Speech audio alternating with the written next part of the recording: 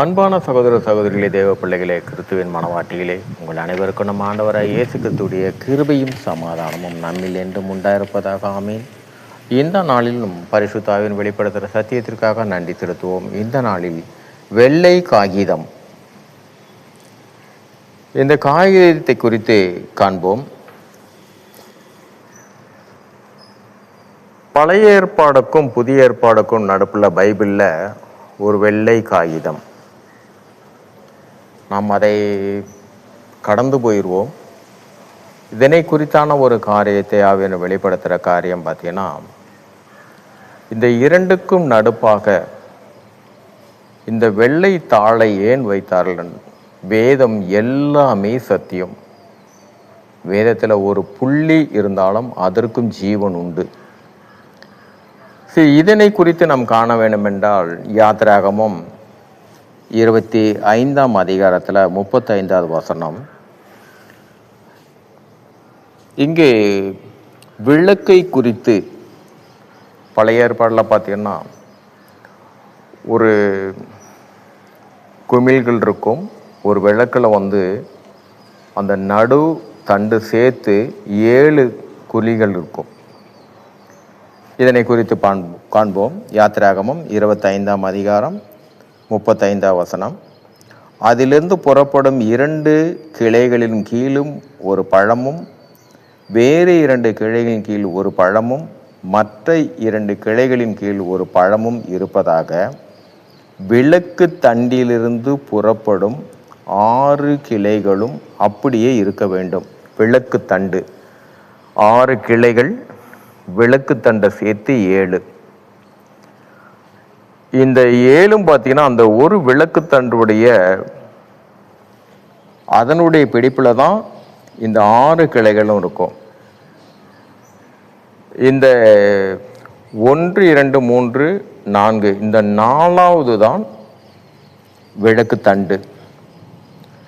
இந்த 3 1, 2, 3 பழைய ஏற்பாடுக்குள்ளது.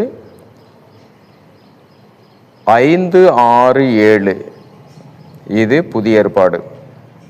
இது இரண்டுமே பார்த்தீங்கன்னா, எதற்குள்ளாக எல்லாமே அடங்கியிருக்குன்னா, அந்த நடுவாக இருக்கிற இந்த விளக்கு தண்டு தான் 2, அதாவது 3, 3 6 கிளைகளையும் இந்த ஒரு விளக்கு தண்டு தான்.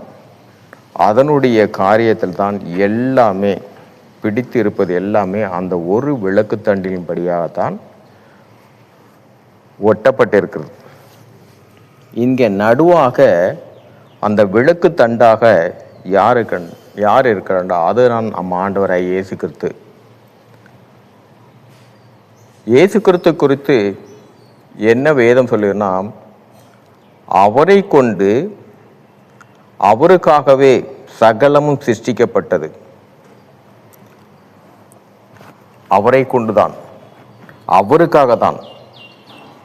பழைய ஏற்பாடு புதிய ஏற்பாடு எல்லாமே அந்த ஒரு கிறிஸ்துக்கு தான்.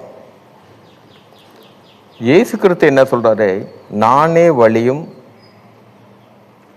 சத்தியமும் ஜீவனும் அவரை தான் இருக்கிறாரு. அந்த ஜீவன் என்னவா இருக்குன்னா, நானே வழியும் சத்தியம் ஜீவனுமா இருக்கு. இந்த ஜீவன் என்னவா இருக்குன்னா, இந்த விளக்கு தண்டுடைய வலதுபுறத்தில் இருக்கிற 3 கிளைகளுக்கும் இடதுபுறத்தில் இருக்கிற 3 கிளைகளுக்கும் நடுவாக இந்த விளக்கு தண்டில்தான் இந்த 6 கிளைகளும் அந்த ஜீவனாக அந்த தண்டு தான் எல்லாவற்றையும் பிடித்து வைத்திருப்பது. இந்த நடுவாக இருக்கிற அந்த விளக்கு தண்டு தான் நம் ஆண்டவராய் இயேசு கிறிஸ்து. அந்த 2 பிரமாணங்களுக்கும் பழைய ஏற்பாடு புதிய ஏற்பாடு, இது நடுவாக இருக்கிற அந்த வெள்ளை தாள், அதுதான் நம்ம ஆண்டவராகிய இயேசு கிறிஸ்து. பழைய ஏற்பாடு இருளான இருந்த அதுவும் பரிசுத்தம், புதிய ஏற்பாடும் பரிசுத்தம். ஆனால் ஆளுகை உலகத்தானுடைய இருளான ஆளுகை கீழாக வந்தது. அந்த இருளான ஆளுகை வெள்ளை பரிசுத்தமான நம் ஆண்டவராகிய இயேசு கிறிஸ்து நடுவாக இருந்து அந்த இருளான இருந்த எல்லாவற்றையும் பரிசுத்தமாக முழுமையாக மாற்றினார். முழுமையாக மாற்றி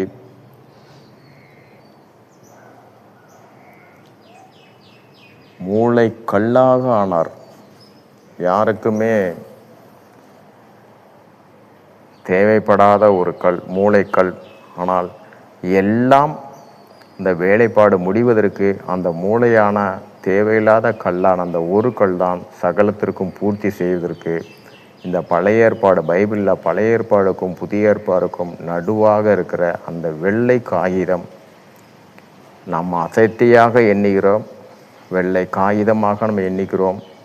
ஆனால் மூளைக்கல் இந்த இரண்டு பழைய ஏற்பாடுக்கும் புதிய ஏற்பாடுக்கும் இரண்டாக ஒன்று சேர்த்து அந்த இரண்டுக்கு நடுப்பில் ஒரு வார்த்தை வருது பார்த்துருக்கீங்களா?